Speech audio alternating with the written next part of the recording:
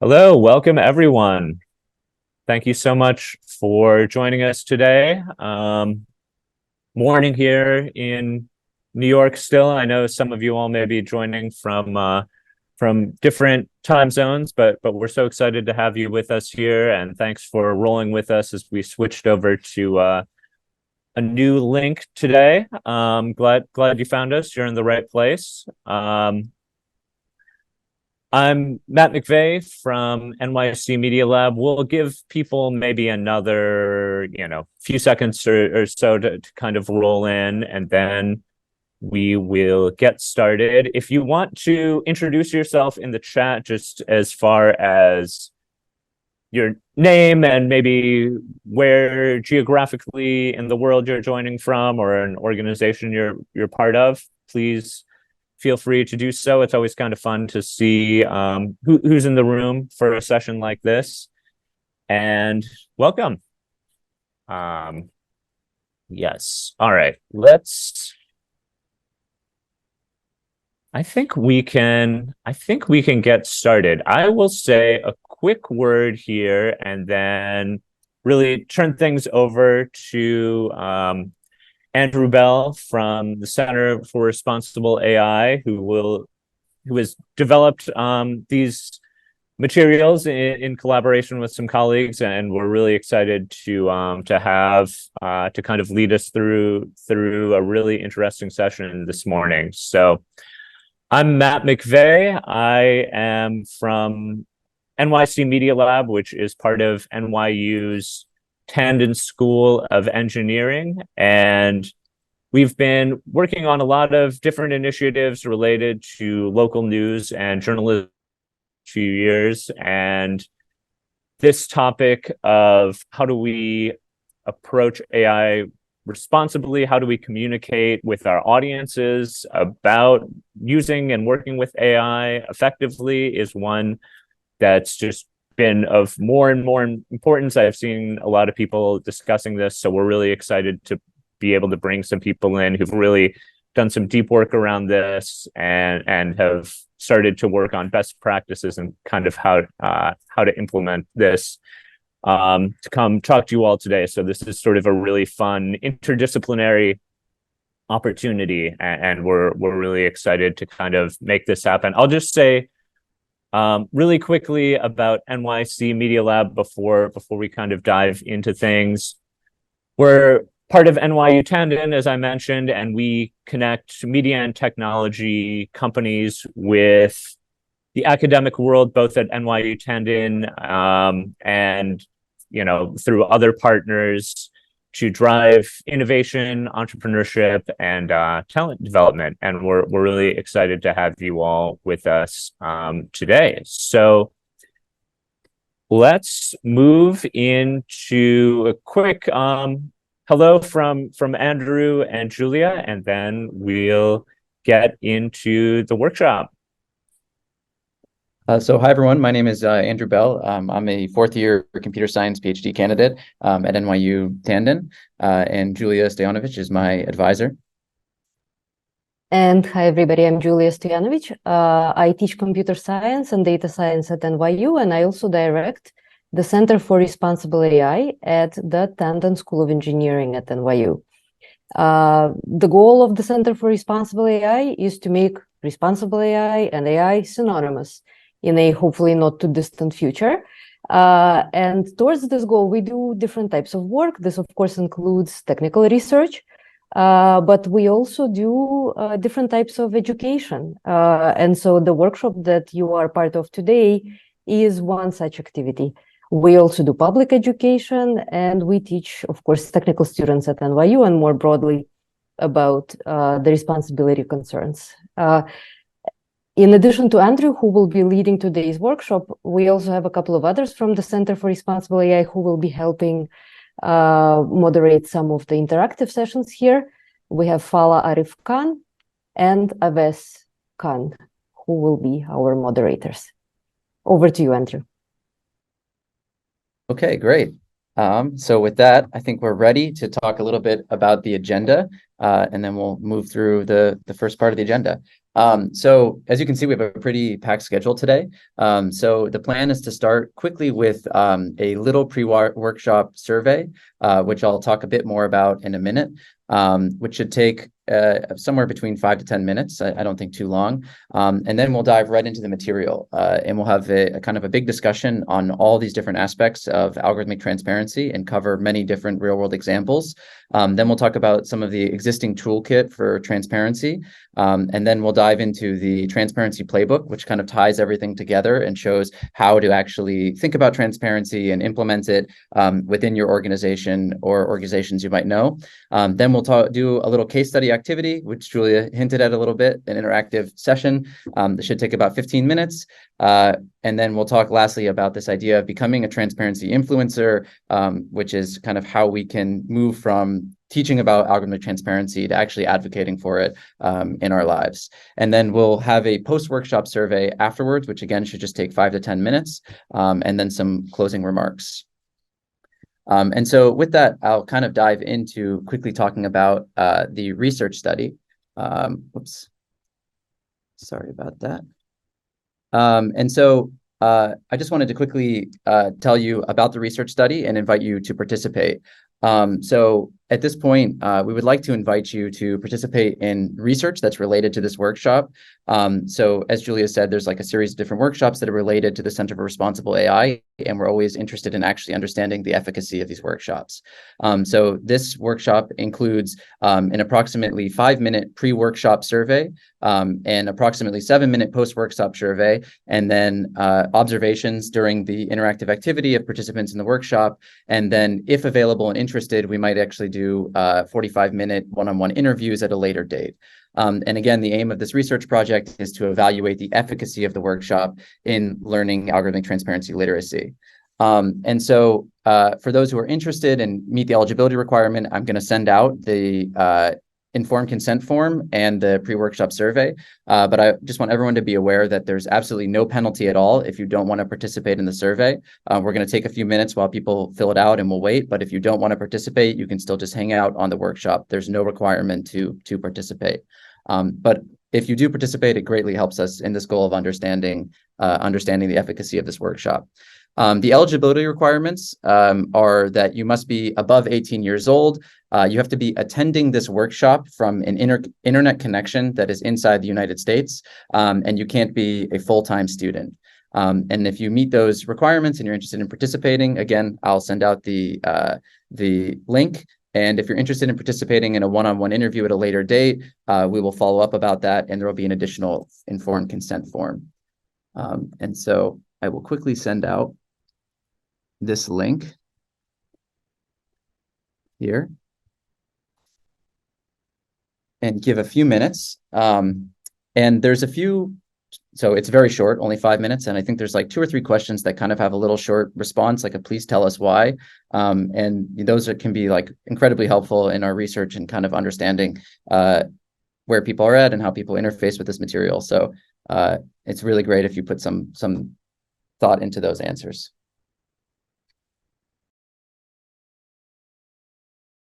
And again, if you don't want to participate, you can just hang tight for a minute. There's absolutely no pressure to participate in the survey portions.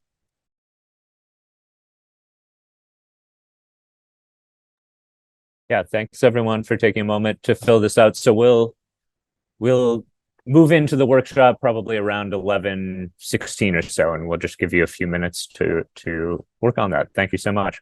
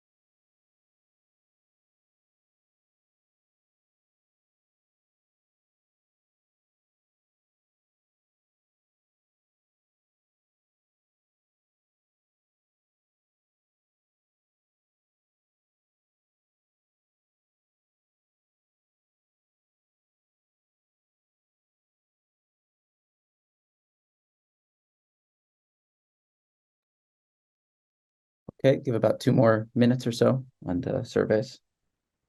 Thanks for bearing with us if anybody's just sitting tight. I know these kind of disrupt the flow a little bit, but that's how it goes, I guess.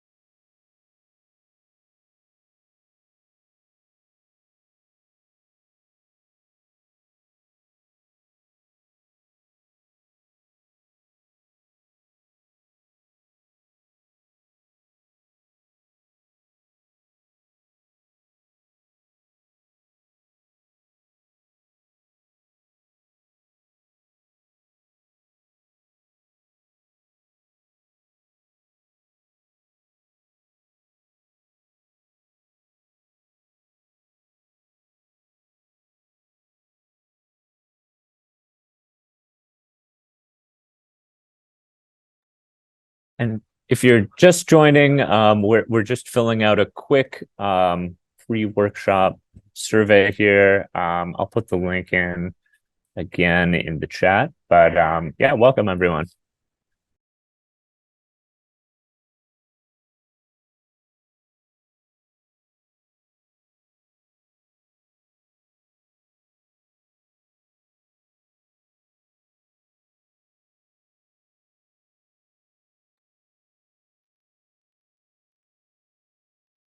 And if you're just joining, this is the information about that survey.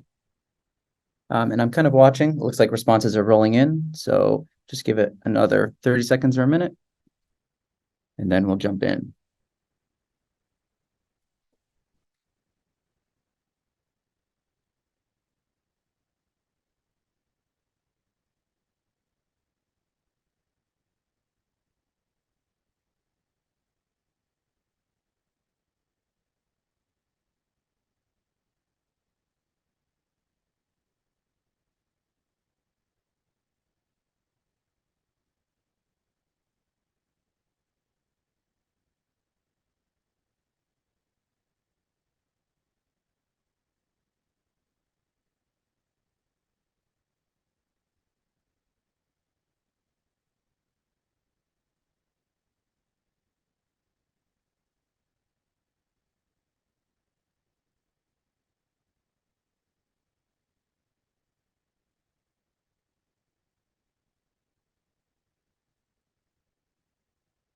Okay, great. If you're still finishing up, I'll talk a little bit slowly as we transition in to beginning the workshop.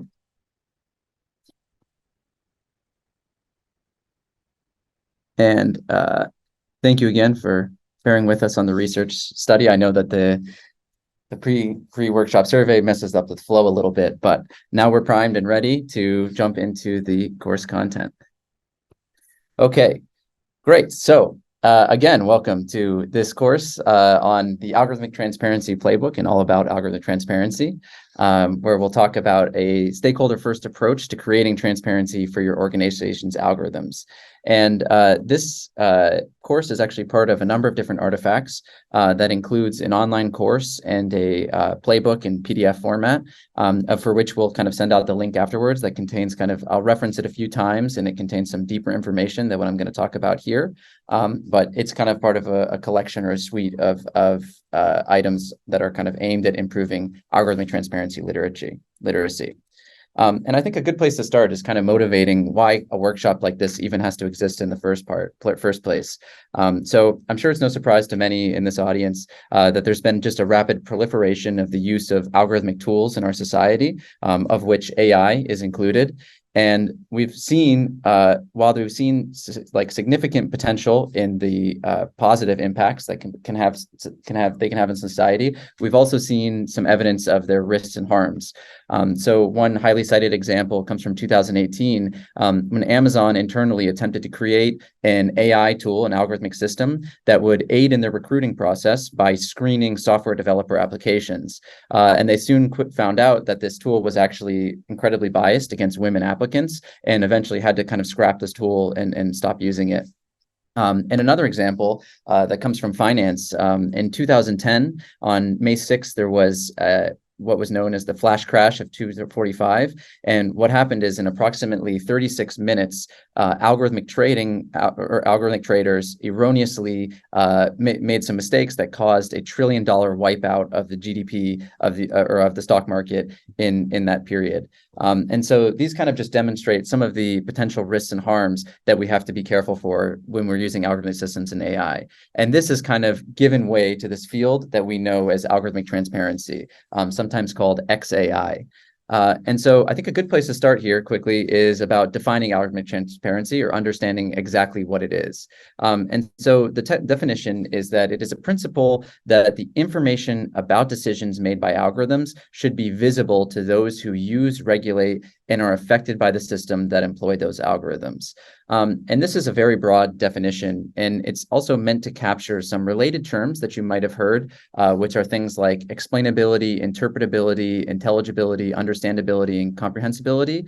And we won't dive into those terms here, but what you can know, what it's important to take away about those terms, is that they're important in kind of research contexts where people are trying to kind of nuance different parts of transparency, trying to find nuance within different aspects of transparency.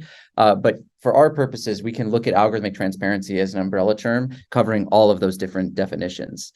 So even when you see explainability or interpretability in the wild, you can think of it as a subset of what we're talking about here today. And we actually put forward kind of like a bit of a simpler definition, which is just this idea that algorithmic transparency refers to the human understanding of an algorithm. And this includes AI. So anything that has to do with human understanding of these systems. And one of the ways that we like to explain this actually is a little bit by way of analogy. So we're going to talk about a system that I think everyone here is familiar with, and kind of go through these different levels of understanding. So level -1, or before we've even reached a level of transparency, is this idea of a black box. So all that I'm telling you now is that there's some system behind this box that is some kind of algorithmic system. And so this would be like level -1. And then we can kind of go to level 0, which is that I'm telling you that we're going to talk about, by way of analogy, a television set. And so we now have at least some insight into what's behind that black box. And then the 3 reals of levels of understanding go in this way. So the first aspect is understanding what a system does. So in the context of a TV, this is understanding things like, okay, I understand that it seems to display a picture. It seems to be for entertainment purposes. I know that if I return to this TV every day at 6 o'clock, I see the same television program, and I'm kind of starting to shape some form of what the system is about. The second level of understanding is thinking about, how does the system work? So this includes things like, I actually am able to control this using the remote. I know that when I press this button, it will turn to this channel. Maybe I even understand it to the level of changing settings and adding closed captions and things of this nature.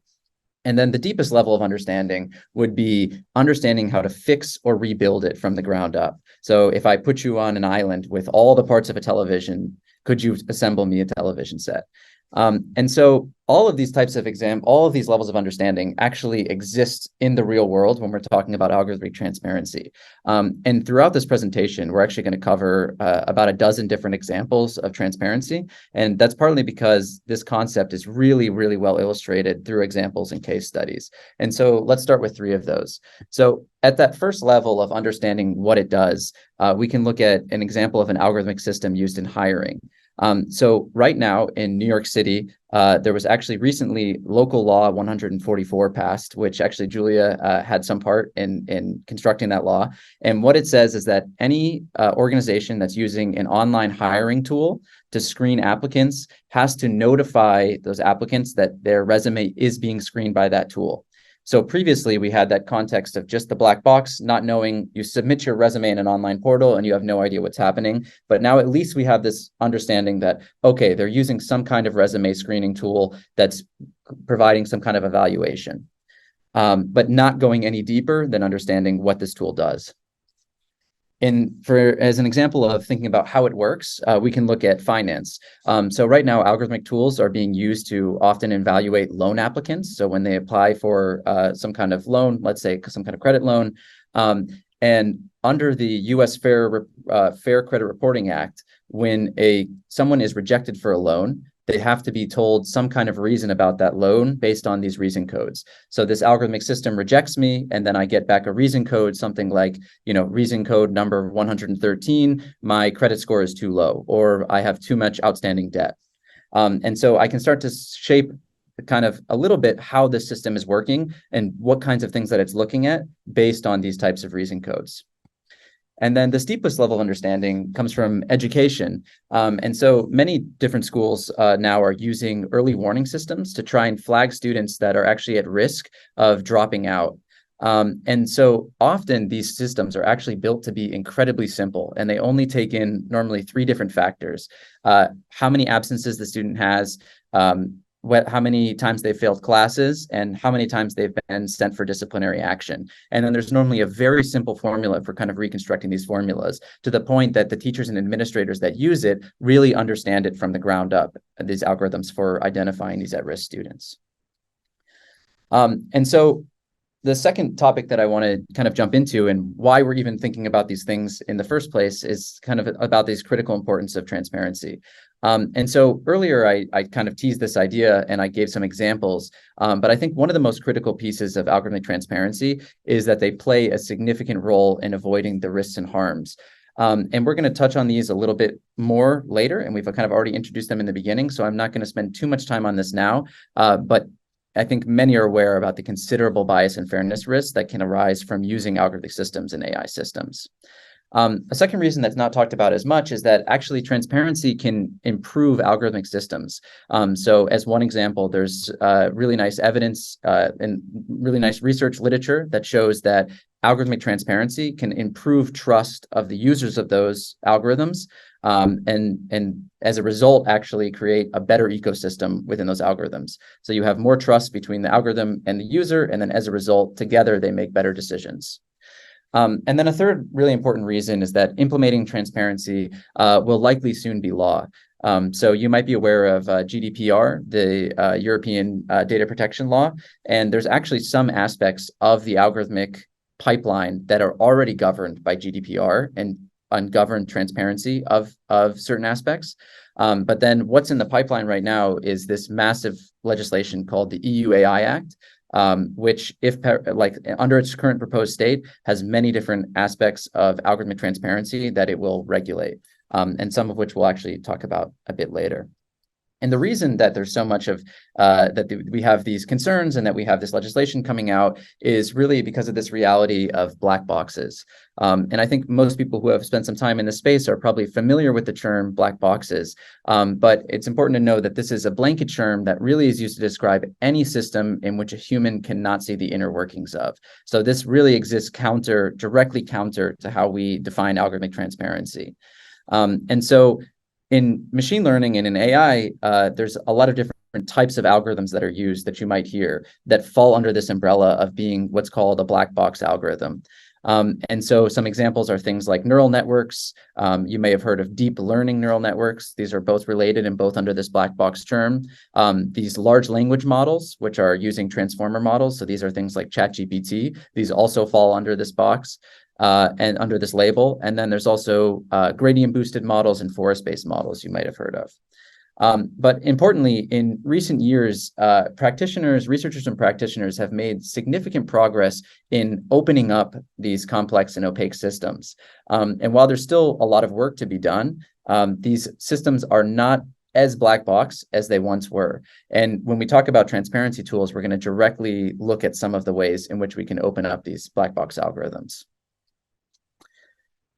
So another important topic in the All About Transparency is, who is transparency for? So as we mentioned, all algorithmic transparency is intended for a human user.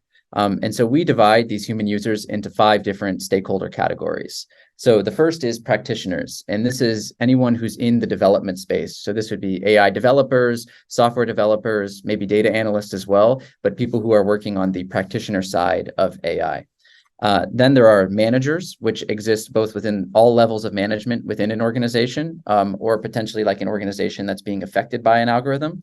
Then you have the affected persons, which are people that are directly impacted by an algorithm. So, we talked about several examples, but let's think about the credit loan example. The person whose application is actually being evaluated is the person who's being affected by a system in that scenario. Humans in the loop are those individuals that are actually using the AI.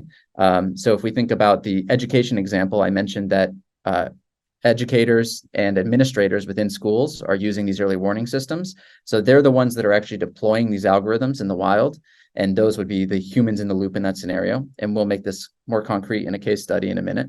And then lastly, regulators and auditors, those that are working at government levels and doing oversight of algorithms. And all of these stakeholders have goals and for transparency, for why they want transparency to exist. And some stakeholders have multiple goals, and they can be distinct or overlapping between stakeholder groups. And we group these into 6 different categories. So the first one is transparency for the sake of validity, that is understanding the correctness of an algorithm. Transparency for the sake of trust, transparency that's intentionally aimed at building trust between some kind of user and the algorithm. For learning and support, so based on decisions that an algorithm makes, trying to understand why the algorithm came to that, and maybe even supporting your own decision making. Aspects of transparency that might be related to understanding if privacy concerns are being addressed, and similarly if fairness concerns are being addressed.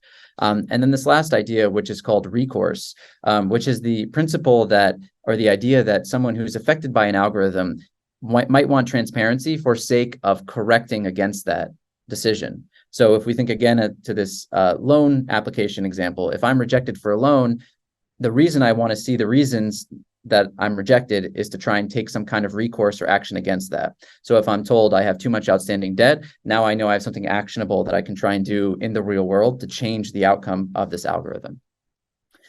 And so these are best made concrete through our first case study. And I think this is kind of an interesting example if you haven't seen this before, which is in the area of government unemployment assistance. So many governments around the world are actually very concerned with identifying individuals that are at risk of becoming long-term unemployed. So that is being unemployed for 12 months or more. And this is because they're a particularly vulnerable member of population, and also individuals who fall into this bucket tend to have an even harder time eventually making their way back into the economy or back into the labor market, especially in economic downturn. So one example of a country that's using this is Portugal. And below is an illustration of how they think about identifying individuals that are long-term unemployed. So if you're a Portuguese citizen and you become unemployed, your next step is to visit or register in any of the 83 unemployment centers that exist across Portugal, at which case you meet with a counselor who will take some information. You have like kind of a short 10-minute, 15-minute interview session. And then there's actually an AI layer that is used to evaluate your risk of becoming long-term unemployed. And in this way, it kind of triages candidates into potentially group sessions, trainings, individual sessions. I think they also do resume workshops, all of these types of interventions that are aimed at eventually getting that individual a job. And so we're going to look at the stakeholders and goals of this AI in this context. So for example, let's start with the job counselors.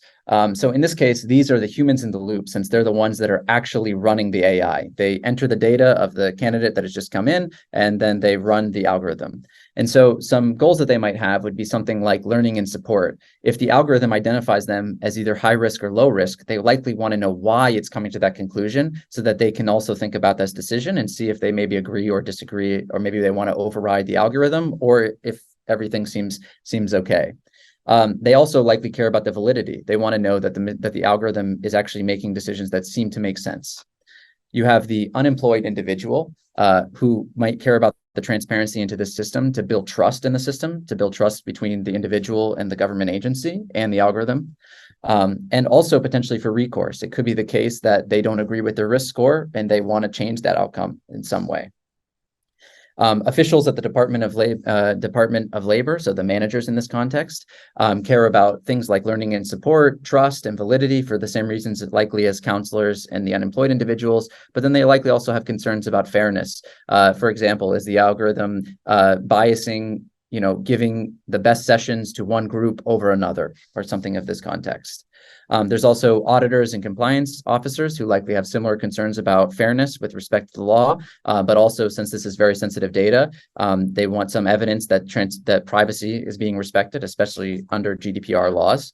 And then the AI developers likely care about learning and support and validity and trust as well, in the sense that they want to be able to trust what they built is right and correct. And so they might care about the transparency of that system to be able to understand that, and also to monitor the performance into the future and over time. And so I'd like to go through a similar kind of exercise with a case study of AI in journalism. There's a website known as Bankrate, which is a consumer financial services website. And as part of that, they have like kind of a financial news section. And recently they began using this particular author known as Bankrate. And if you're on the website and you scroll over the name Bankrate, you're given this message, which is that this article was generated using automation technology and thoroughly edited and fact-checked by an editor on our editorial staff. In other words, it's using some sort of generative AI, something potentially like ChatGPT, to generate the article. And then they have an editor come in and editing this, editing the article. So this is an example of at least that level 0, level 1 of algorithmic transparency, where we now understand at least that we know that this Bankrate is actually this author is at stage 1, generative AI. So we can think about a little bit what the stakeholders of this are and the goals. And so we can just do a couple and then we'll have a Zoom poll for your input on the last one. But we can think about why would the reader care about this?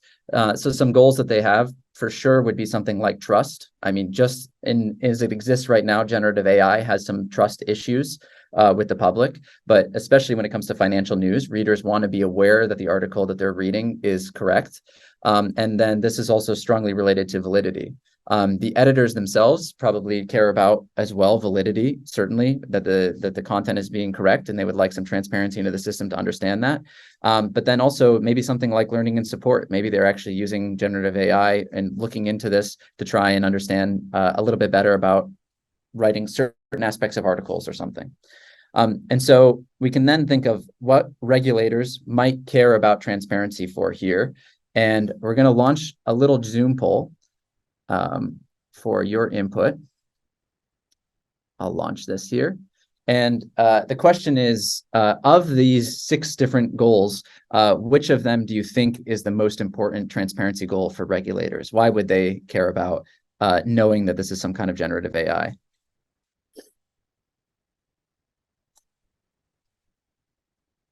And I don't think there's necessarily wrong answers here. I think there's some subjectivity to this and probably an argument for many of these.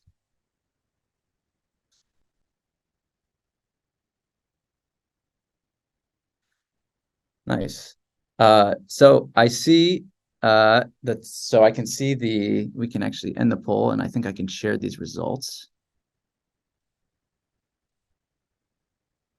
So I think everybody sees the results now.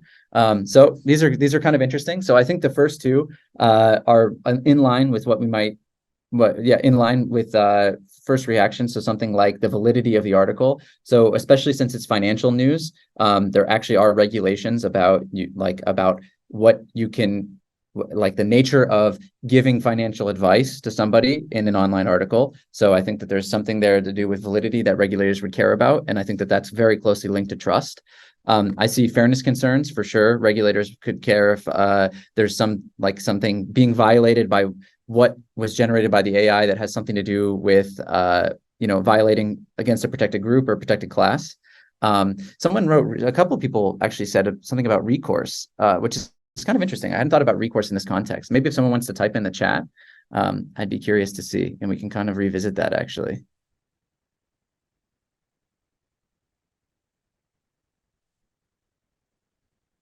Okay, cool. So that was very interesting to see. Felt like regulators might be the ones bringing in lawsuits. Okay, yes, that makes sense. Absolutely. And that is a form of recourse too, right? To kind of like some sort of corrective action against the algorithm. Very interesting. Okay, great. So now that we've kind of talked about all about transparency, we have an understanding of what it means for algorithmic transparency in terms of different levels of understanding. We understand why it's important, who the different stakeholders are, and why they might care about transparency. Let's spend some time diving into some tools. And so there's many different examples of tools and algorithmic transparency. And there's actually been a huge explosion over the past decade of research in this area. And so in the course link, we go further into some of these examples and even provide some references for finding additional tools. But we'll just highlight a few here that I think encompass like a pretty broad set.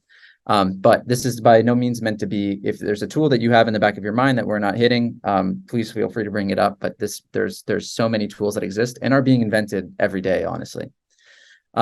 So let's start by talking about transparency tools, transparency labels. So the idea of a transparency label is that it's kind of modeled in theory analogous to a nutritional label. So the idea is that it provides some kind of insight into the ingredients of an algorithm. So as in, you can look on the back of a package of cookies and see, okay, milk, eggs, flour. Likewise, in an algorithm, you can see what might the inputs of that algorithm be. So for a credit score model, this would be my, payment history, loan history, aspects like this. This broad term of transparency labels also includes things like model cards and documentation, which we'll look at. And these are incredibly useful when one wants to satisfy stakeholder goals that refer to kind of global high altitude views of the algorithmic systems. And so here's an example of like a nutritional transparency label for an algorithm that ranks computer science departments. And this is actually work by Julia and one of her students, Kei Yang. And so you can see in the center here, you have the ingredients list. So in this case, the publication count is seen as like the most important, and it has this kind of red signal here to say that this is the top ingredient. And then other ingredients that are included are things like how the computer science ranks in its different areas, and then information about the faculty. I believe this is like the faculty to student ratio. And this particular nutritional label also includes some information about diversity. In this case, it's related to whether it's a small or large department or different regional code where it's from regionally. But you could also imagine insights at this level that provide insight into how the algorithm is treating individuals from different protected groups like race or sex or gender. And so as another example is documentation. And so let's quickly take a look at this. In March 2023, Twitter actually published some pretty extensive documentation on their recommendation algorithm, on how they're coming up with tweets in the timeline. So they have some sections on thinking about how they choose tweets, and they even show kind of an overview of their pipeline, on their algorithmic pipeline. They talk about the sources, and then even some technical details like how they're calculating embedding spaces and thinking about these things, and then finally how they're ranking them. And if you read through this, it's actually written at a very nice, like high level, and it gives you a nice understanding of how that algorithm that you're seeing every day, if you're checking Twitter, how you're seeing how it's actually giving the tweets to you. So this is kind of a nice example of documentation that's actually also public-facing documentation. Okay. Another example of transparency tools are intrinsic transparency mechanisms.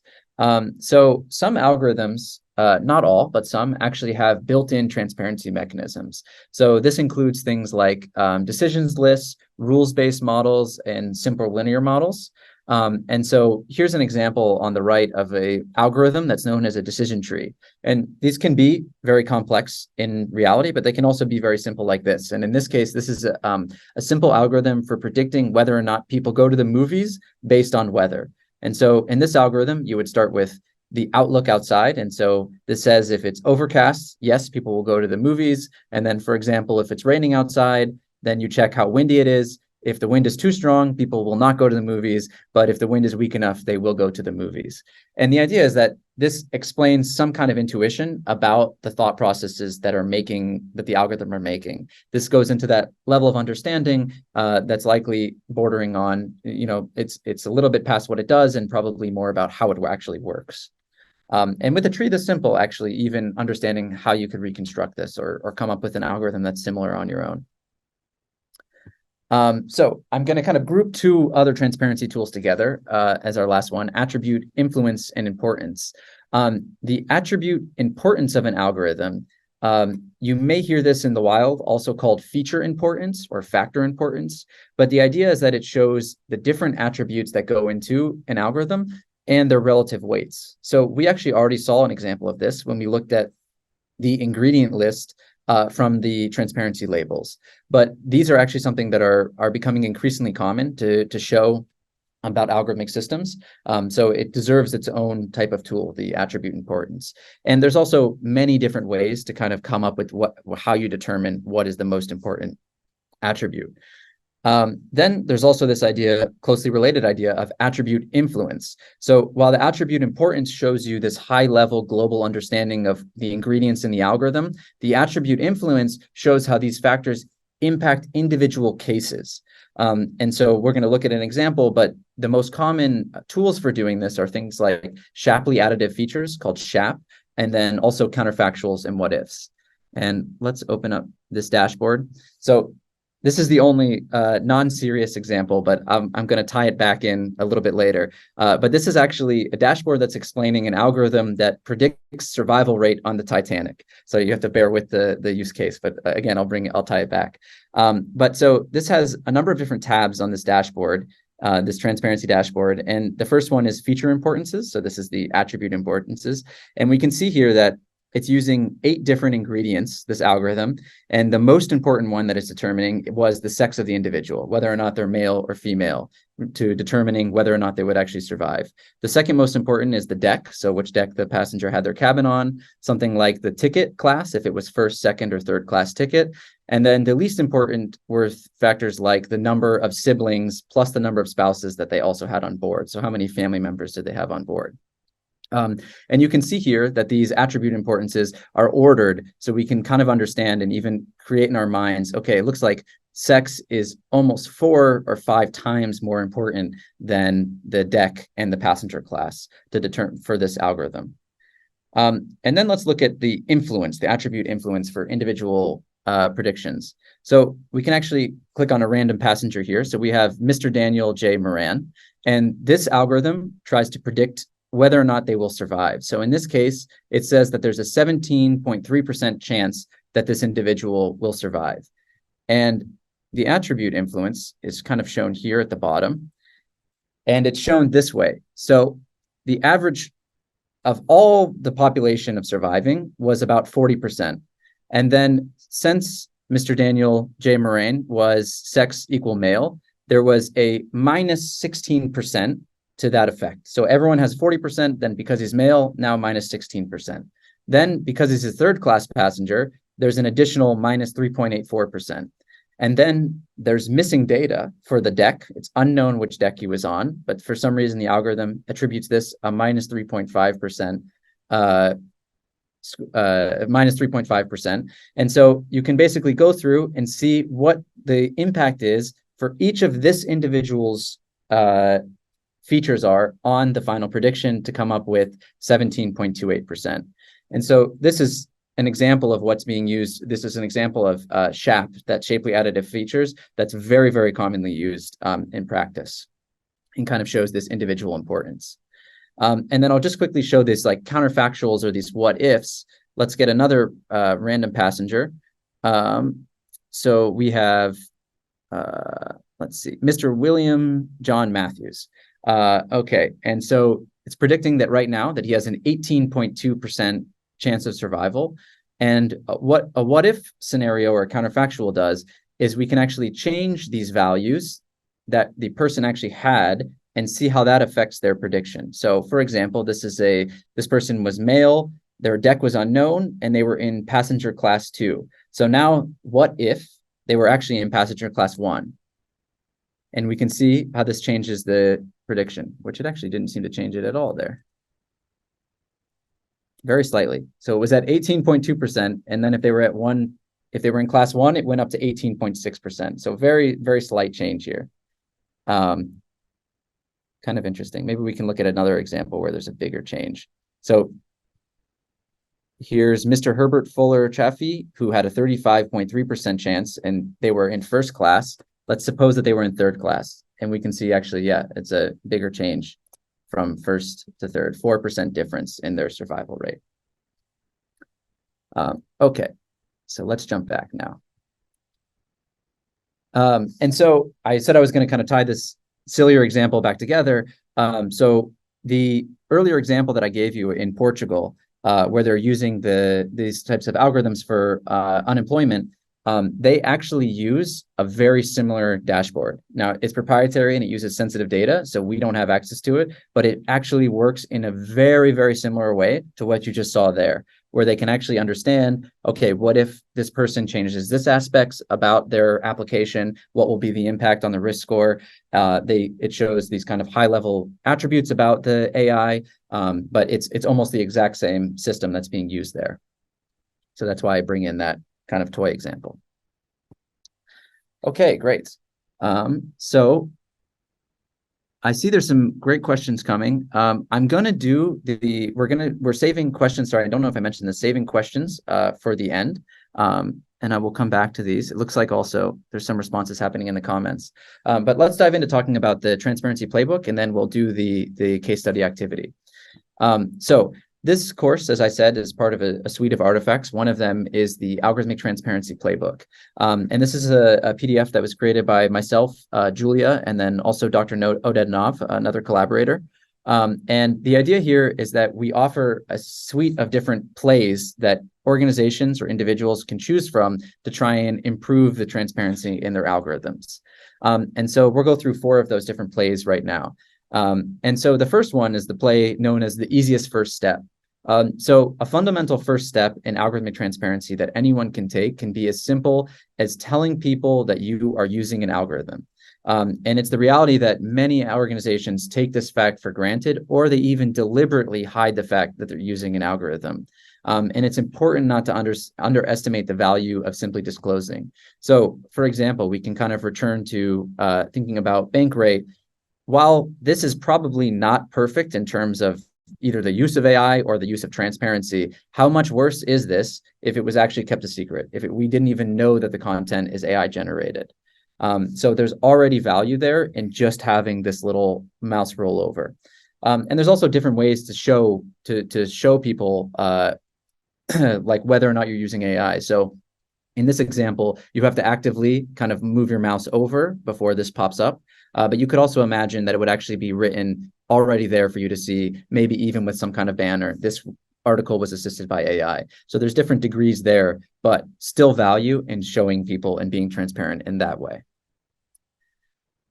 The second play we're going to talk about is the gold standard play, which is the universal stakeholder first approach. So in theory, this would be the ultimate way to make an algorithm compliant with algorithmic transparency principles. And it's a 5-step process. So it starts with first inventorying all the algorithms that are being used in an organization, then creating a plan which includes all of the stakeholders from those 5 different groups for that algorithm, and then identifying what their goals are for having transparency. Then moving into a design stage where you actually think about those transparency tools that we just talked about, and then finally implementing transparency into your algorithms. And then 5th step is maintaining this into the future. And so just to talk about these a little bit deeper, when inventorying algorithms, it's important to know that they might not be complex. I think there's a bit of a notion, because of this term black box, that algorithmic transparency is only necessary for complicated algorithms, but really it can be important for any type of algorithm that's being used. Also, it's important to note some organizations use procured algorithms, which we'll address in the next play. In the planning stage, it's important to consider all the relevant stakeholders first, and then think about their goals second. So kind of this important sequence. And the ideal case is that you actually use participatory design. So it's one thing to say, okay, we've thought about all the stakeholders and we've thought about why they might care about transparency. And it's a whole nother level to say, we've thought about all the stakeholders, we found them, we had some discussions with them on what they actually care about transparency before, and then we designed based on that. And in the design stage, it's really important to let the stakeholder goals guide you to technical solutions. I think when we look at some of these kind of exciting tools, for example, this really interesting dashboard, immediately we think, okay, an algorithm needs this. But that's first starting with the tool and then hoping that it meets the needs of your stakeholders. The ideal way to operate is to think about the goals that the stakeholders have, and then see a technical solution that maps onto this. And the course and the playbook kind of go into this in a bit more detail. And again, when possible, using collaborative design and also user testing. In the implementation stage, when possible, you should validate the implementation with stakeholders, asking them, does this make sense? Again, this kind of ties into user testing and actually speaking to the needs of your stakeholders.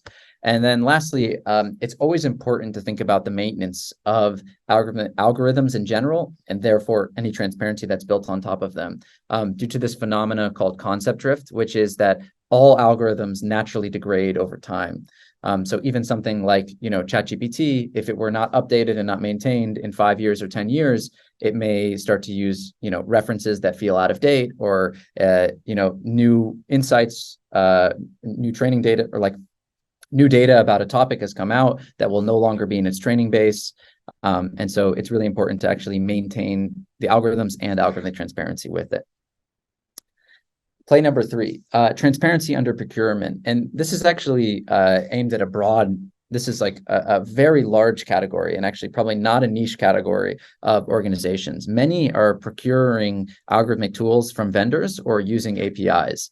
And so what we offer as a play here for trying to implement algorithmic transparency is to ask some probing questions to those vendors and API providers. So things like, what are your values around algorithmic transparency? What kinds of considerations have you implemented or considered? If we require additional transparency, can you implement it?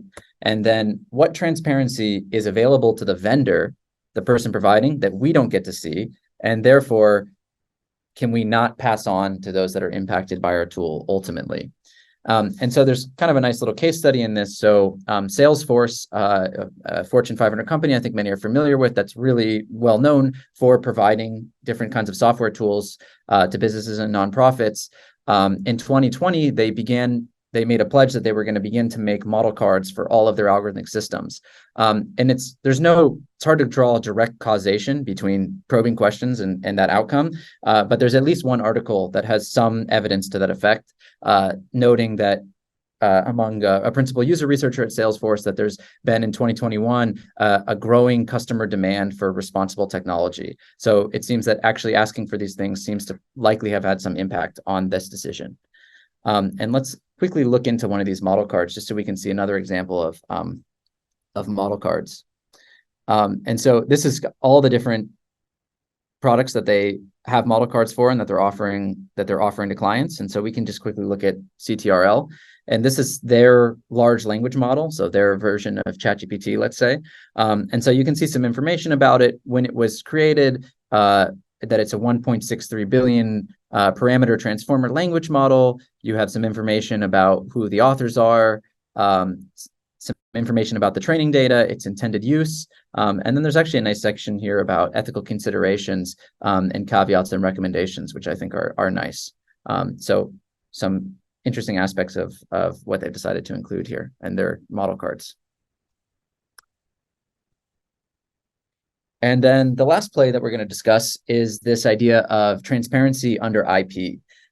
So many companies right now are concerned about the impact of intellectual property. And this kind of seems like it runs counter to algorithmic transparency and is part of how we kind of arrive to this world where so many algorithms and aspects about them are concealed. And so we kind of offer two approaches that organizations can take to try and offer transparency while protecting IP. So the second one, just quickly, I'm going to say, is using something called differential privacy, which may apply to your situation and is beyond the purview of this course. But if you're interested in that, you can kind of Google and look a little bit deeper into that. But the first example is creating transparency for different pieces of your algorithm, where the sum of those pieces are insufficient to fully reconstruct your IP. And I think a great case study in this is actually FICO. So FICO algorithms are protected by hundreds of different patents. It's not just one algorithm. There's many, many that are protected by many, many patents. And yet they've at least managed to produce this type of graphic that gives individuals at least some agency over their score. So we know that it takes into account the accounts owed, our payment into history, and also like what percentages are it's using. And this goes back to, again, those transparency labels and kind of that attribute importance. This is the ingredient list for the FICO score model and what the proportions are there that is being used. And so that's kind of a nice example of what to do there. And so we're going to talk about how to apply this playbook in a little bit. But before, I think it's time for the case study activity. I know I've also been talking at everybody for a while. So the idea of this activity, so in a minute, we're going to go into breakout rooms. But before we do that, we're going to think about this fictional scenario, which is about content moderation in online media. So we're going to suppose that we all work for a social news company, something like Hacker News. And so the way that Hacker News works, for those who are unfamiliar, you can basically everybody post their different articles that they found on the internet, and then you can have kind of discussions about them. So here's an article, for example, that seems to come from WC News, and you can see there's 55 different comments and kind of a discussion that's happening about this news article. And so what our fictional company is thinking about is that we created an AI that's used for content moderation that's primarily aimed at misinformation or non-factual information. And so the idea is that user comments that are flagged by the AI are publicly labeled and then later will be reviewed by some moderators that we have on staff. And although this is fictional, this also actually exists in the real world. So for example, Twitter does something very similar where you might see a tweet and then this label here that says some or all of the content shared in this tweet is disputed or may be misleading. So while we're playing in our fictional scenario, this is entirely grounded in reality. And so some tensions have started growing within our company around transparency. So there's some ideas that have been thrown around about what we should do for transparency. So some ideas include something like public documentation, like maybe we just brought up Twitter, maybe something like the Twitter documentation or the Salesforce model cards. We could have some visualizations that show good content and bad content. We could have a tool that shows, you as a user can type in your comment and you can evaluate it before you publish the comment, so you know. And if it's flagged negatively, there's maybe like a reason and you can kind of edit and adjust. Or potentially something like the dashboards that we looked at earlier that show some features about the AI. And so the idea of this activity is that for those of you in the audience whose last name begins with A to L, your goal or your role is to play a skeptical manager and executive. So the idea here is that you're someone who's actually against implementing transparency. And so the idea is to think of some reasons why you wouldn't want transparency to be implemented in your tool. And then for those whose last name begins with M to Z, you role play those pro-transparency managers. So you're trying to advocate for some of those ideas. And the way that we're going to play this out is in each of your rooms, you'll have a Jamboard that looks like this, where the green stickies are reasons for transparency, and the red stickies are reasons against transparency. So depending on your last name, which of these cards you'll be working on. And then you have the 5 different stakeholder groups. And feel free that, like, if you see a reason for transparency and you as the skeptical manager think it's a bad reason, you could also put your card right next to it if you're trying to argue directly against that point. And so the idea is we'll go into breakout rooms and there can even be some discussion, either, if you're comfortable with your mic or in the chat. And as you're filling out these different cards. If you're not familiar with Jamboards, it's just like a Google Doc, like everyone can edit at the same time and you can say, hello, this is my reason, for example, something like that. Okay, great. So let's do this. And it is now 12:02. why don't we just do for about 8 minutes? We'll come back at 12:10. So yes, and now I'm going to share my screen actually, and we can talk about everything that happened in these sessions. So we'll kind of do a little bit of an overview. If there's any kinds of themes that stuck out actually from the breakout room leaders, just feel free to jump in and we can talk about that. But so some of these that were kind of harped on in this room as reasons against transparency were things about how transparency is very expensive to implement. It's things about the ROI, which is exactly how it would be framed in the context. What is the actual return on investment of transparency? Can the secrets actually be kept? Some very interesting ideas about if transparency reveals confidential information or private information.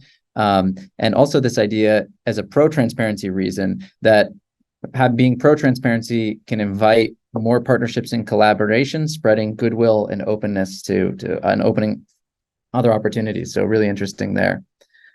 And then let's look at Julia's breakout room. So there was an issue. Oh, this is very interesting. Yeah, do you want to go? So we ran out of time, frankly, because we were scrambling to recall what the actual scenario was. So for the next time, we should have the descriptions of these scenarios, I think, together with the with the Jamboard. Yeah, but some of the themes were that there are more reasons for transparency than against that we were able to identify somehow, maybe because of the flow of the conversation. And in reasons against, we focused on various types of risk, legal risk, in particular, came up. Great. And let's jump to Follows room. You want to talk about it, Follow, or you want me to extract some themes? Sure. Like it's kind of similar for us. We got I think the common talking points, like it's taking our jobs, and like what about intellectual property if you disclose too much. Then the upsides, I guess, like Julia mentioned from the workshop. But one interesting thing is we couldn't think of like reasons against transparency for readers and reasons against transparency for auditors, which is interesting that you were able to think about from the other room. So I guess like we have a more like complete picture now. Yeah, true. Very interesting. And Awais? Yeah, so I think we were basically looking at things around the concerns for privacy, as well as you may reveal too much of the secret sauce type arguments around why we shouldn't be focusing towards the transparency side of things. But then on the other side, it looked at things around that we can actually identify more problematic posts easily if we are more transparent about that process from a moderation perspective, or that we can sort of build better trust with our readers. And that might be a reason why company management might be focusing on having that sort of transparency and check and accountability in place. Interesting. Nice. I also see some things about accuracy I'm going to call out because we're going to speak about this in a little bit. And then also proprietary info and trade secrets. Nice. Okay, great. So we can kind of come back together for the last couple sections. So this section is called Becoming a Transparency Influencer. So the idea here is that we've now kind of all worn some kind of hat within an organization that's having some tensions around transparency. And the reality is that these kinds of tensions can be playing out all over the world right now. You might even be familiar with some in your actual professional lives or personal lives. And so there's this idea in literature known as the tempered radical, which is, if you're familiar with it, is someone within an organization, generally like a large company, that possibly covertly tries to make some kind of change from the bottom up or from the inside out. And there's actually a book that was published by Meyerson is the last name in 2007 that kind of goes through a bunch of these really great examples of tempered radical, the way that tempered radicals work. So in one example, in a large West Coast bank, a African-American was hired as a vice president, one of the first vice presidents. And over the course of 30 years of his career at this bank, he slowly made it a point to emphasize diversity in the hiring process, and he hired over 3,500 members of minority and marginalized communities over the course of his tenure at the company. And so the idea is that a transparency influencer works similarly to a tempered radical, is maybe a subset of these tempered radicals, but is someone within an organization that knows how to advocate for transparency when these tough discussions happen. And so we're going to kind of go through some of the myths and what a transparency influencers might say against these myths. So one aspect that came up in the Jamboards for example, in my Jamboard room was this idea of like return on investment or the cost of transparency. And so there's kind of this claim or this myth that transparency means higher costs, but actually this is not necessarily true. So while there are some costs generally in human capital in implementing algorithmic transparency, these costs are often grossly overstated, and especially when compared to the potential cost of not implementing transparency. So in one example, the FTC recently imposed a $5 billion fine, which is the highest ever fine the FTC has ever imposed on Meta and Facebook over issues related to transparency and data privacy. There's also reputational costs. So in the journalism space, there was recently CNET, I think a website, a technology news website that many of us are probably familiar with, but they were using generative AI to write a lot of their articles, and it was found that errors were made in more than half of them. And they've said that they've publicly now paused using the tool for now. And so the issues of not being transparent around this and it coming to light can actually have reputational costs that are particularly poignant in certain industries like journalism, for example. A second claim, I saw this idea of accuracy came up. There's a myth that sometimes is said that adding transparency to algorithms actually can mean hurting the accuracy of those algorithms. And this is absolutely not true. So the more complex your model is does not necessarily mean the more complex, the more black box, the more opaque does not necessarily mean that it is more accurate. So there's lots of case studies and evidence showing in certain cases that simple transparent models perform equally to black box models. And there's also many different tools, some of which we discussed, like SHAP and counterfactual explanations that can actually open up these black box models that have absolutely no impact on the accuracy of those algorithms. And a third claim is the myth that transparency means open sourcing. So this can be related to those cards we saw that had to do with trade secrets. And so this is not true. Algorithmic transparency is not the same as open sourcing. And we discussed many, many examples where there was transparency, at least on some level, at least some levels of understanding that did not require any open sourcing of algorithms or even like releasing data to the public. So it is not a necessary step. Although I will say there are contexts where open sourcing an algorithm can also be great. But if this is what the manager is saying, we're worried about open sourcing, no, it's not necessarily true. Then there's the myth that transparency means sacrificing data privacy. And this is, again, related to what we just talked about, but it deserves a special call out because of this idea of differential privacy, which, again, I kind of mentioned this a little bit earlier, and I don't want to dive too deep into it, but this is a whole topic that's kind of concerned exactly with this question. How can we release some aspects of our data without jeopardizing confidentiality or potentially hurting, for example, the proprietary aspects of our data? And it's never necessary to fully expose sensitive or proprietary data to implement transparency. Then there's the myth that transparency means losing intellectual property rights, which I saw directly IP in some of those Jamboards. And as we mentioned earlier, there were different suggestions for implementing transparency without significantly jeopardizing IP. So I mentioned these both earlier. The first one is about creating transparency for different aspects of the algorithm where the sum does not actually reveal the IP. And the example that we talked about was the FICO credit scores. And then again, using differential privacy. And then the last myth that came up, and I think I did see it in some of the Jamboards with respect to how readers might use this content moderation tool to try and figure out how to get around the content moderation, which is this idea that if you have transparency, it can enable strategic manipulation. So unfortunately, even without transparency, this type of manipulation is kind of present in our world. So for example, this whole idea of trying to be at the top of the Google search, the search engine optimization, is really about kind of reverse engineering what Google is doing and trying to write your article in such a way that it appears at the top. So there's pieces of this that can't really go away, and that transparency does kind of open itself up to. But on the other side, there is a substantial amount of data that shows that algorithmic transparency can increase the trust of your users. So one can imagine cases or contexts where being transparent about how you're ranking can build trust with your audience in such a way where they don't feel the need to game it. And so this is potentially a route that can be taken. And so with that, we've finished the first part of the workshop before the Q&A. And I see there was like a lot of questions in the comments that I really want to get back to. But before we do that, I would like to invite those who participated in the pre-workshop survey to do the post-workshop survey. And I know we've had a long session and you might be a bit tired, but it's really, really helpful to us if you complete this. So I'm going to send out the link right now.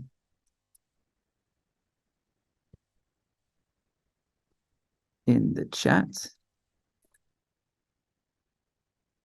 And leave some time for that. I saw last time it didn't take 10 minutes for the pre-workshop survey, so we'll just wait maybe about 5 minutes or 6 minutes. It's equally as short. And then we can do Q&A and closing remarks and talk about these things.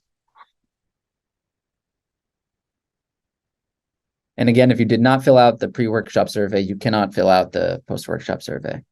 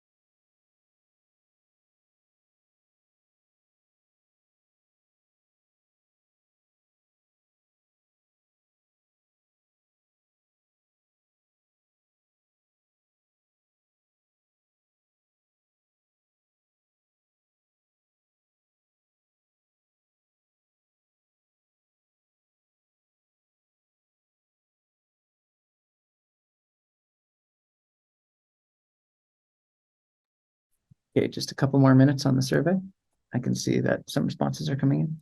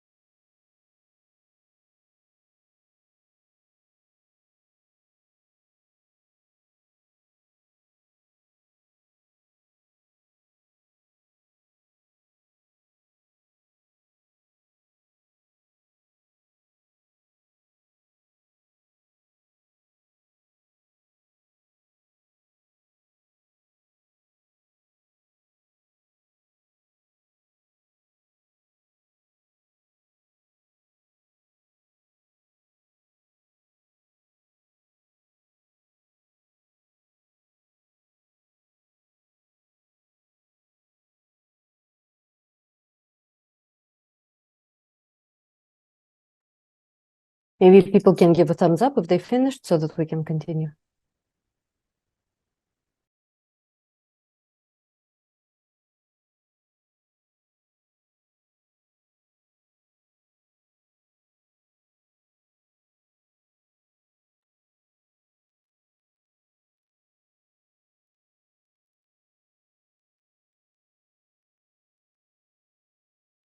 Okay, great. Just do 30 more seconds.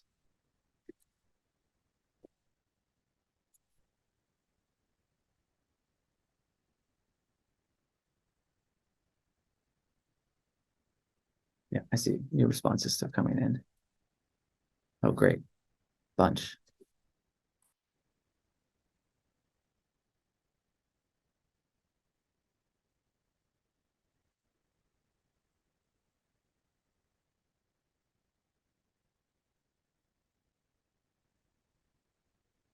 Okay.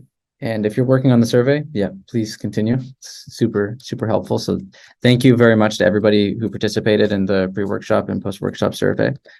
It's really helpful to our work and improving this course for the future too. And let's return for the Q&A.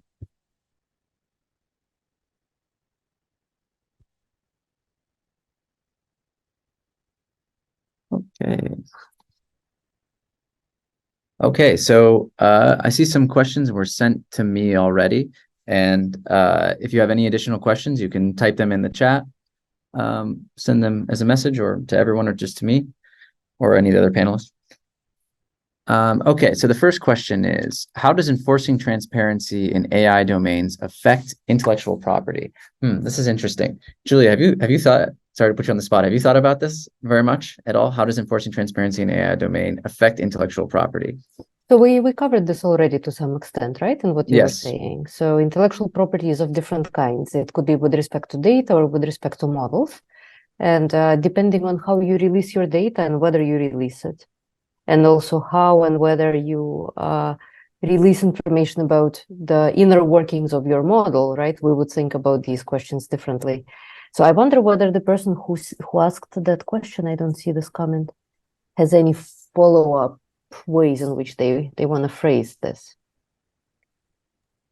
I also feel free to jump on out. Maybe it was someone who had to go already. Okay. I also interpreted this question a little bit about this tension that exists between regulation and innovation, and that enforcing transparency can actually slow down innovation, but that might have been a very broad read of it. But regarding the impact of transparency on IP generally, I think we did discuss at length kind of these ideas that they don't always have to stand in tension. There are ways to enforce transparency, even in a toothful manner with regulation that don't necessarily compromise the IP of any of algorithms or AI. Yeah, so let's not dwell on this one because I think the question was asked before you covered this. Got it. Okay, makes sense. Yeah. Okay, and so the second question that I have here is there research about the taxonomy of labeling methods and the efficacy of different methods? So this is actually really, really interesting. There are many, many different taxonomies that kind of talk about different ways of categorizing transparency tools. If the person who asked this wants, they can shoot me an email afterwards and I can direct you to some of that literature, including some really great literature reviews. One that starts with the title of The Zoo of Explainability, I believe is the way that the title starts, but I can send you that. That kind of classifies different ways in which to think about transparency tools and how they can be effective. And with respect to the efficacy of different methods, so this is something that's really currently under progress, where people are starting to kind of design these different tools that we looked at. So for example, something like a dashboard or something like a model card, and put it before users and see, maybe kind of like an A/B testing or with or without, and trying to understand what the actual impact of that is on the understanding of individuals. And there's a lot of literature on it, some things that are, very obvious about the types of information that you give and how it can help people in understanding, but then also sometimes some counterintuitive things, like this idea, for example, of information overload, that sometimes if you provide too many transparency tools, it could actually overload a user and actually make the model feel more complex rather than, illuminating some understanding about it. Okay, we have another question here. How far do we take transparency? We do have a video recommender keying off user data. Do we reveal this? And the person who asked this just asked, right? So Dustin, maybe you want to speak up and elaborate a little bit on your question. Yeah, I'm sitting here slacking back during the seminar to people, and you start to think about, we're actually doing in like an hour internally in our company, a whole session on AI and use. And, it's in play. It has been for years. And we use it for comment moderation, actually. So per your example, that is clear, right? I mean, that makes sense. And we should probably be more forthcoming about that. But, there's a bunch of areas around recommenders, user data, pieces like that. How far do we push this, right? I mean, is it maybe a user data question? Is it as far as here's how we might be using information we know about you? I'm just curious. So my personal bias on these are, I'm always err on the side of transparency personally. So my personal bias would be to reveal some information about the system and its existence, and even maybe some high level details like the model cards. But maybe an exercise that internally would be beneficial is to do something like think about the stakeholders, and for example, thinking about users and how what goals they might have for having that transparency, and then you can see if that actually fits like within the values of management and within the values of your organization. But yeah, I personally tend to err on the side of revealing is better than not revealing, but I think going through that process will kind of maybe help illuminate a little bit more of these like pros, cons, and here's how it's useful, here's where it's not useful, and things of that nature. Yeah, but there's definitely something also to be added for, what's the right way to do stakeholder analysis here, where transparency is specifically the goal that we want, right? How do we think about the benefits more rigorously, the harms, and how do we trade these off? So if this is something, Dustin, that you and your organization were interested in thinking about, and it sounds like you are, we'd be happy to chat some more and maybe think about this together as a use case. Thanks. It's interesting, even just internally revealing it, right? I mean, right. 90% of our 95% of our organization has no idea about some of these tools. And so that's an interesting place. So thank you both. I'll reach out. Yeah, thank you. Very interesting. And then there's also a question from Andrew. Okay. Maybe Andrew can speak up and tell us what's on his mind. Sure. Yeah, so I guess I can just read it real quick, and if you have an answer, this is something that I feel like I'm always thinking about, but isn't super talked about from, at least in my circles, which is how do you feel about the fact that, like, at least anecdotally to me, I don't really have any proof for this, but it feels like companies with generative AI models who have been more transparent have tended to be more in trouble with copyright issues because a lot of their data sets are completely open. And as an artist, you can go into that data set and see, wait a second, my art is in there and I didn't give consent to this. And I want to talk less about that specific issue, but just the fact that it seems like the transparency there is what is getting a lot of these companies in trouble. Stable Diffusion is the one getting sued. OpenAI isn't getting sued. And the main difference between those two in terms of technology is really one of them was transparent about the data and the other one wasn't. So it's probably harder to sue them, right? Because you don't have like proof. So beyond the idea of we should be suing OpenAI too kind of question, how do you feel about that as a tension, right? With transparency getting you in trouble? Yeah, let me actually respond to this. And this is a very common, and Andrew mentioned this, right, in his presentation, is that, this risk of finding yourself on the front page of the New York Times or in a courtroom, both in an unfavorable kind of a situation. These are all disincentives for transparency. But of course, the reason that these companies are in trouble is not transparency. It's because they're doing something that's wrong, right? So, I mean, sooner or later, this will catch up with them. I think that we should really be strengthening our legal guardrails here to make sure that people's data and creative contributions are used or acknowledged and people are compensated for appropriately. So this is a conversation we should have in society, but we are in a difficult spot right now where it's really the Wild West as far as how artists are treated, for example, and others who make creative contributions. Definitely.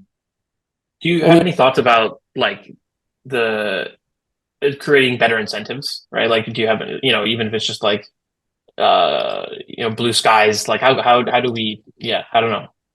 How do we change the incentives there? Yeah, I think that we do need laws really at the moment. That this is where the rubber hits the road. We do need laws, and we need to make sure that companies are being audited for their data practices and for the models that they run. And in the European Union, this is already starting.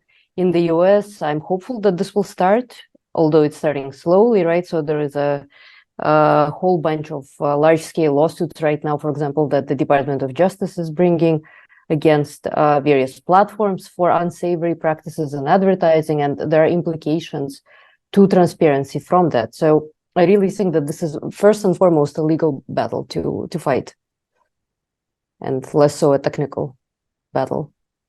Yeah, I totally agree with Julia there. And I think it's also a matter of not will they be discovered in some sense, but a little bit more of when they would be discovered. And I think, especially with something like OpenAI or Stable Diffusion, where they're under the purview of European laws, I think Europe has demonstrated that they're like very willing to regulate AI and think about AI in the same kind of way that they thought about GDPR. And for example, when OpenAI was first released, it spent about 3 weeks or a month being banned in Italy because of some privacy concerns, and they were totally willing to kind of ban that until they address those concerns directly. So I think that it's a matter of when will it happen, as long as Europe is in play right now, let's say.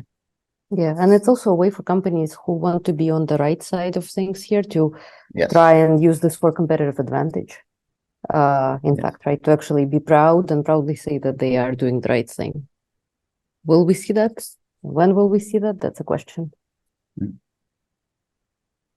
Yes, indeed, OpenAI is it's getting sued. It's getting sued, and will be getting sued even more. So yeah, thank you for this discussion, Andrew. Yeah, very interesting. Okay, we have another question from Michelle. Michelle, do you want to speak up? Sure. I just wanted to have you talk a little bit about the human element of transparency, where you can do everything right on talking about we are transparent or using this AI to write a news story. Everything's going to be checked by a human. And then down the line, they're not checked by a human. Someone fails in their job. And then you have bad information going up, whether it's, it's distrust in the user from the user and things of that nature. But how do you make that a part of this conversation? Because you can have as many transparency things as you want, but if you're not following through on what you're saying, then it's really not effective. So I was wondering if that comes into the conversation for you.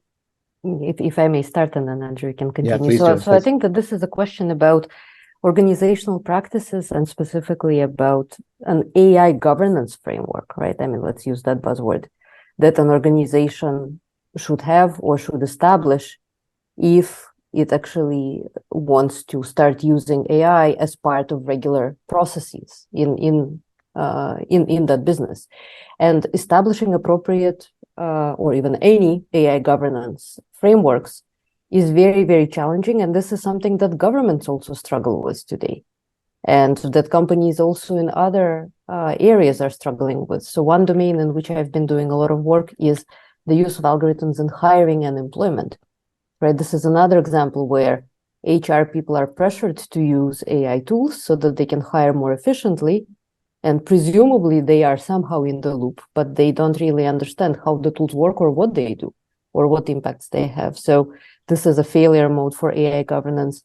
New York City recently was audited by New York State. New York City's agencies were audited and found to have no AI governance framework in place to speak of, right? So this is not a challenge that only you in news organizations are facing. This is something that we all need to figure out. But I would say that, as a worker at a company, in a newsroom, what I would do is ask your managers who are asking you to use AI, tell me, how does this actually fit into the overall process?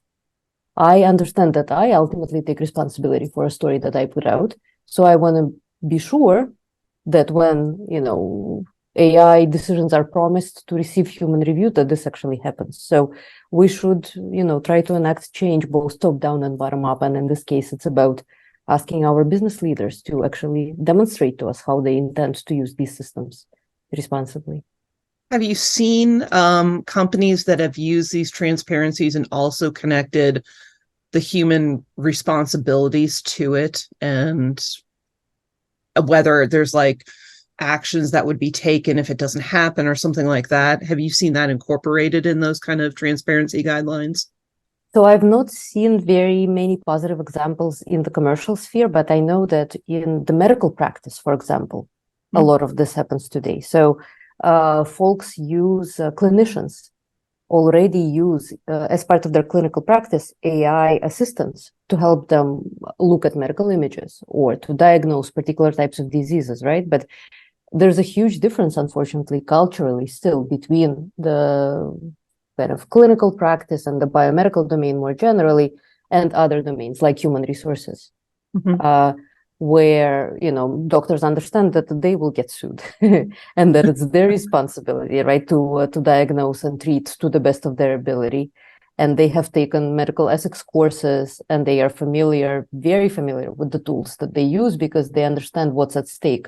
And so I do really think that there needs to be a cultural shift that all organizations undergo, where we start to understand that AI is not a toy. Right? That even if the harms are not as catastrophic as somebody dying because you misdiagnose him, these are still cumulative harms that impact all of us. And so it's a death by 1,000 cuts, right? Collectively, we bear that risk and that burden. So yeah, I think that we can look to these high risk domains maybe to try and learn from them. Interesting. Thank you. Andrew, anything to add? Super solid. I agree with everything. Yeah, thank you. Great. Other questions? Or I'm also curious, just in general, with this group, if there are any things you want to share. I mean, Dustin just shared this example that they're going to be launching an AI policy this week at Graham Media, which I'm really curious to see what that ends up looking like. So please share that around. But if anyone wants to just sort of share where they're at within their own organization or sort of work with this transparency conversation, or if you have concerns about, okay, how could we even get this started in implementation that you want to bring up, or if there are other questions that are sort of on your minds at this point, I think we'd be curious to hear them. Anything coming to mind?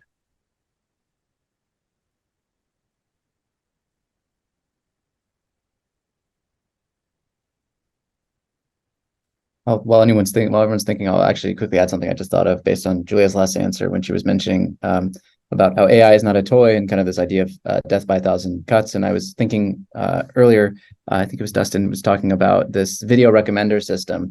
And I think like a harm that's often overlooked are these kind of secondary or tertiary harms that can come from systems that seem benevolent. So as an example, the YouTube video recommendation algorithm, while its really primary intention is just to kind of maximize views and recommend the next best video, it's also had this like secondary or tertiary unintended consequence of creating radicalization pathways to, far right content or misinformation.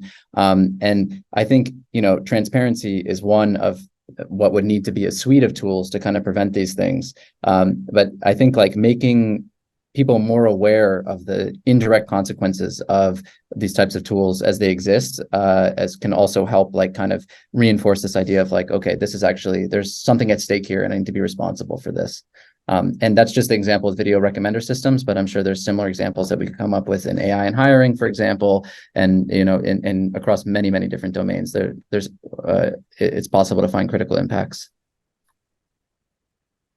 It came up in our company when we brought on a new system to track digital metrics. We're a media company, and part of the platform includes AI generated suggestions for headlines, story content, things like that. All suggestions, but it opened up a kind of a hornet's nest of, this is AI, this is bad, we don't want people telling us what to do, we should be doing all of the journalists' work ourselves. And there was another contingent of us that were like, these are just suggestions. They aren't going to be right all the time. It is AI, it's working off a, there was definitely a misunderstanding of what AI was. But we ended up having a, stakeholder meeting with key people throughout the company who got together, and we built a guidelines for use of AI in our company. And there was some contention because there were some people that just didn't want to use AI at all in any kind of situation where it replaced a journalist's work. For fear of losing jobs down the line, to kind of Terminator type of suggestions. So it was really interesting. But there was a lot talking about also just vendor, making sure that we're vetting our vendors well enough, and kind of putting things into context, because the headline suggestions and things like that are not automatically being posted. They're not, they're just there to help you if you want to use them. So in the end, we suggested to some people who are very put off by it, you don't have to use it, but it's, we likened it to talking to a colleague about, what do you think about this headline? Let's brainstorm it. It adds an idea for you. So that was how that kind of spurred in our company. So now we have AI guidelines that haven't been announced to the company yet, but we just did this in the last month. So it's been kind of a, gathering moss down the hill. It's just like gathered up a lot. So, but it's been very interesting. Yeah, very. Yeah, I mean, as long as there's a healthy dose of skepticism, right? I mean, and we're not talking doomsday scenario by helping you come up with headlines. I mean, I can think of examples where the wrong headline can make a lot of damage. Right, but, right. In this case, we're still expecting, there's still a human typing that into the CMS, the program. So, it's not like the platform that we have can do it themselves or accidentally post it or something like that. You would have to have someone who just isn't paying attention, copies and pastes it and posts it, and doesn't do any of their job, basically, as a human.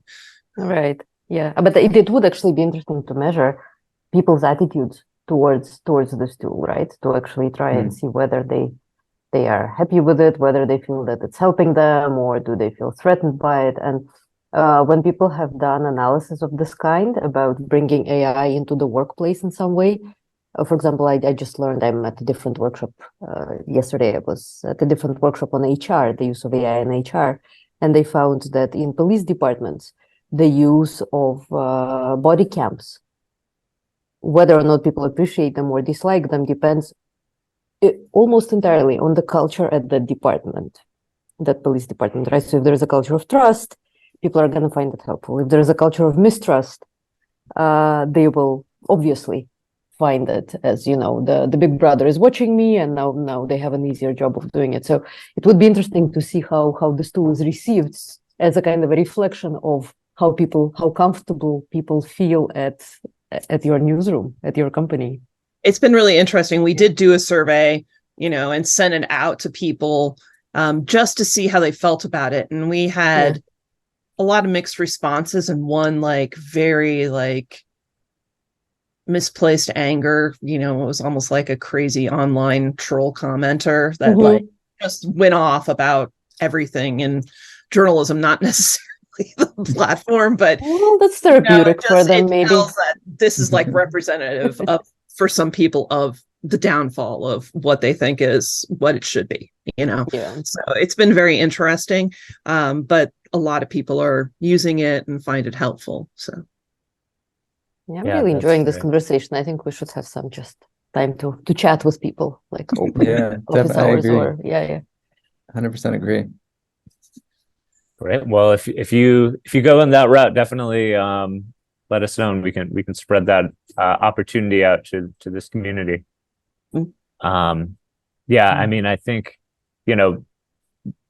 Michelle, it's definitely a really good point. I feel like there's so much with, the journalism industry as a whole has been through so many changes. I mean, it's always changing, but I feel like particularly the last, decade, 15, 20 years, it's just been through so much. There's been so many news organizations that have closed, and a lot of different expectations of what people's jobs entail. And I feel like this next transition and this new tool set coming in really has been like a lightning rod in a lot of examples I've seen, where even if it is kind of misplaced, it sort of brings out a lot of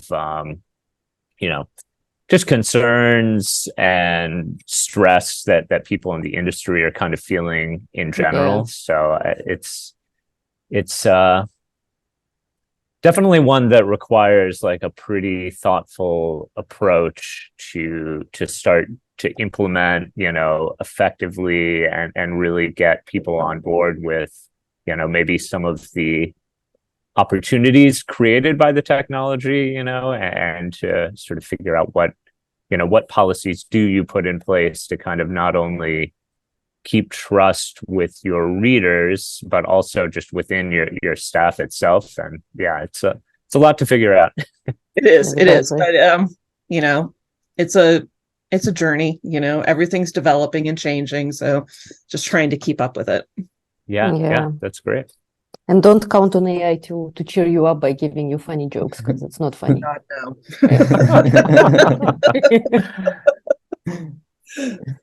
That's great. Wonderful. Well, unless there are, I see from Yogesh that there's some examples of some of the requests that you're working with, which is interesting to see too. Unless there are other final questions or sort of comments that people want to share, I think we can start to wrap up. And what we'll do as well is we will bundle a bunch of, and thank you for putting your contact in the chat there, Julia. We'll bundle a bunch of the different resources and links that were discussed today, including this course, contact info for people, other resources that may be of interest on this topic. And we will send like a follow-up email to everyone who's registered. So you'll sort of have that all in one place.